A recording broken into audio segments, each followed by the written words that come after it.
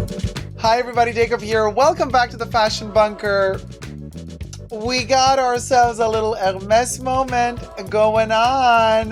We are going to be reviewing together the Hermes Spring Summer 2023 Pret-a-Porter fashion show. Whoop whoop. Oh honey, let me put on this little gorgeous hat. Oh, this thumbnail moment. We're going to be reviewing it together. The video is from Hermes's YouTube channel, so it falls under fair use. We're going to be reviewing it. However, I've changed the music. I've, had to use copyright-free music, so if it doesn't really fit the show, my apologies. But hey, it's the, we don't want to get in trouble and we want to review the video together. But also subscribe to my channel if you haven't already. Push the join button next to the subscription button. Become a member today. Get access to extra perks. You can also join me on Patreon. superdacob all spelled together there as well for extra perks.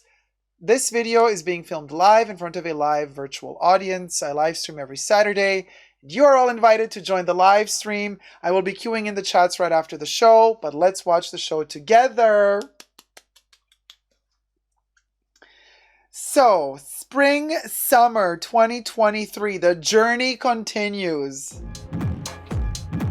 So, we have the dunes, we have the sand dunes. Now, I don't know if this is sand, salt, or if it's just some paper mache construct.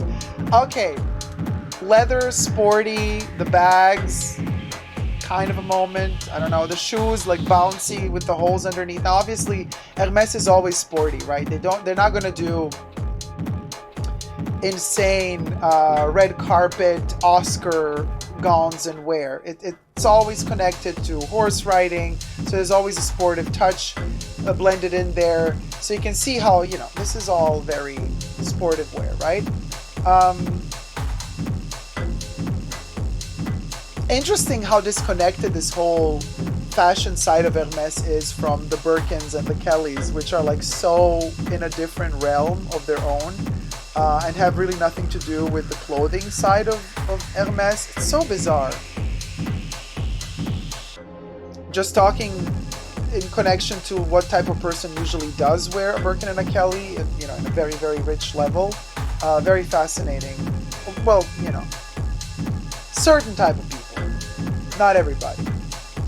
But back to the clothes here. So there's a lot of leather pants. You're not a big fan when leather is on pants and clothing. I personally am not a big fan of leather touching like my skin all over my body, but some people really love leather. What is this like pocket in the bag? I'm not so sure I like that. It's like, oh look, let me show you. Like I'm gonna steal my own wallet. It looks like you're your own thief. The bag is kind of cute, but it's not giving me sophistication. Like it makes me feel like, okay, we could have this sporty look anywhere. It doesn't have to be a high-end luxury brand. But then again, a little Kelly clasp closure, but with feathers off of it. I like the colors. Okay, we could talk about the colors. The sandy colors, the terracotta colors, the kind of these beigey, yellowy, duney colors. Cute. Feathers on these Kelly-like baglets. Not cute. Zippers all over the place. Not cute. Orange. We love Hermes orange. Always loved it. Sure. But, oh, this is okay. Giving me 70s vibes. Not bad. Futuristic 70s vibes. Just take away the feathers and we can talk. Peachy tones. Yeah, we can talk about this. It's sporty, yes, but there's a flow to it. This is not bad. Patchwork garments for the future. Sure, why not? Yeah, I don't know. Now we're losing it again. I'm like, These shoes, are they going to really manufacture these? Are these going to be available for purchase? And how many people are going to want to purchase them? Are they going to be the trend of next summer? Ayamati says, the shoes, need the shoes. Okay, everybody's like, well, not everybody. Cyber Coco says the shoes are fabulous. Okay, so four people. Very New York Fashion Week, says Kev. Yeah. but not in a good way. Sorry. Not sorry. But anyway, so the shoes, okay, some people are loving the shoes. I'm saying, are they going to go into production? Well, almost every model is wearing them, so I presume they will be going into production. Are they going to be the fashion statement moment of next summer? Like, is everybody going to want these shoes? Are they going to be editorial everywhere? Is every number of Vogue gonna, is every issue of Vogue going to feature these shoes until the season is over? Like, is this going to be is this the unicorn piece of this season at Hermes, the shoes? Really? Because I haven't seen a single bag that I really like that much yet. Okay, now you see there's this tendency of creating these pattern and most brands are not really strong at doing patterns like that. Like here it is, here it goes again. I don't think that this is very successful. Knitwear and patterns. Hermes is not known for doing exceptional knitwear design. So this is a problem for me. See? It gets, you get tired of seeing it. Now, some of these seem to be their iconic maison designs zoomed in. Like, for example, this works. This is classic Hermes. This works for me, but the other knitwear patterns don't really work. And not many brands can really do knitwear very well with patterns. Now, famously, who does it really very well is Missoni. Missoni has created their entire legacy on top. Yeah, you see this kind of 3D prints, also really very, very, very passé. It already feels very dated and you're gonna get so bored of this. You're gonna wear it once and then you're gonna be. And Bottega Veneta tried it. Remember we reviewed Bottega Veneta show just a couple of days ago, and also the pieces that they made with patterns looks very, very dated. Not many brands know how to do patterns, and especially not many brands can manage knitwear with patterns. Now, Vivienne Westwood is really good with knitwear. She actually, her strength is knitwear. And Missoni's knitwear is such like a recognizable, iconic moment. While with Hermes, most of these patterned pieces, when they hit the runway, you're like, was this Hermes even? You don't really recognize it. Now, another issue I had was with the entire mountain of sand or whatever it was in the middle of the room. Sustainability? What are they going to do with the sand? I don't know. It just feels so useless. It's been done before. And then projecting all the lights on the sand, okay, whatever. But then these pillars in this room that were cutting in between the sand made it look very, like all of these ladies were walking underneath it looked like a post-apocalyptic walk around a sand dune that was positioned underneath a really, really tall highway bridge. And it felt like all of them were kind of underneath a highway. So it felt very claustrophobic. I don't know if that was their intention, but it felt a little bit heavy. And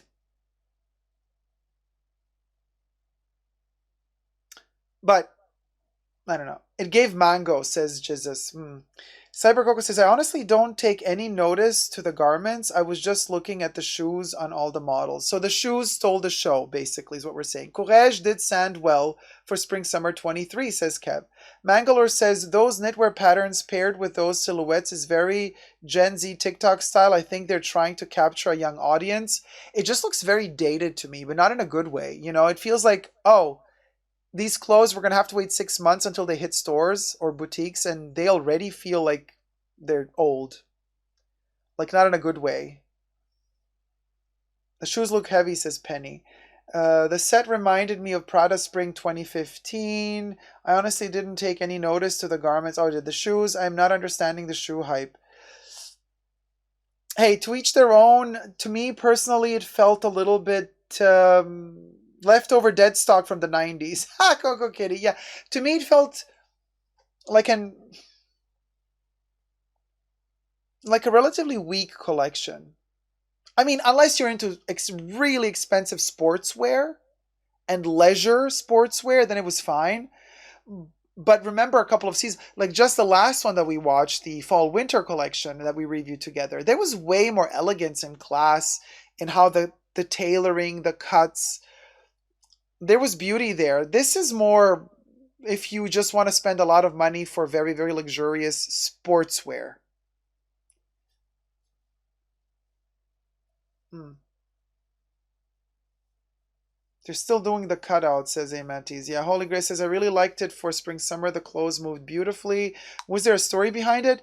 If there was, it's not obvious to me, so maybe somebody can explain. But I'm not seeing a story there, so. Oh, the shame. The shame. Let me hide, cha. Let me hide. Let me hide. Like, what else can we say? I don't know. But you tell me if you think there was a story behind it. Sure. Now, is there any piece that I would really want out of this collection? No. Maybe one of the moo-moos. But I'm on a diet now, so cometh summer, I won't need a moo-moo anymore. Hopefully. But you never know. Never say never, you know. I might need a moo after all. But yeah, it was the moo moment. The shoes looked cool from an artistic standpoint, but I can't see how they'd be practical to wear for every day. Yeah, the feathers made no sense. Thank you, Kev. The feathers were just... Oof. Caleb says, tiny forks, darling. Tiny, teeny, teeny, teeny, tiny forks, sweetie, darling. But also, interesting that somebody commented about the Gen Z, or no, the TikTok Gen. I'm not into that whole alphabet situation, Gen A, B, C, D, what, X, Y, Z. But anyway, Gen something, TikTok generation. Are they into those patterns, really? I didn't notice that. And if they are, oof, TikTok generation needs to step it up, missy. They need to step it up, let me tell ya. Hey, Maddies, don't diss Moo-Moos. They comfy. Yes, they're comfy, but I don't need to spend 5K on one. That's what I'm saying, you know? The feathers made no sense. Ugh. Gen Z is a mystery, says Kev. LOL. This show was a mystery too, apparently. Allegedly. And everything I said in this video was for entertainment purposes only. Just my opinion. Not rooted in truths or facts. Everything was alleged. Thank you so much for watching. Comments down below. Subscribe. Never go up on love.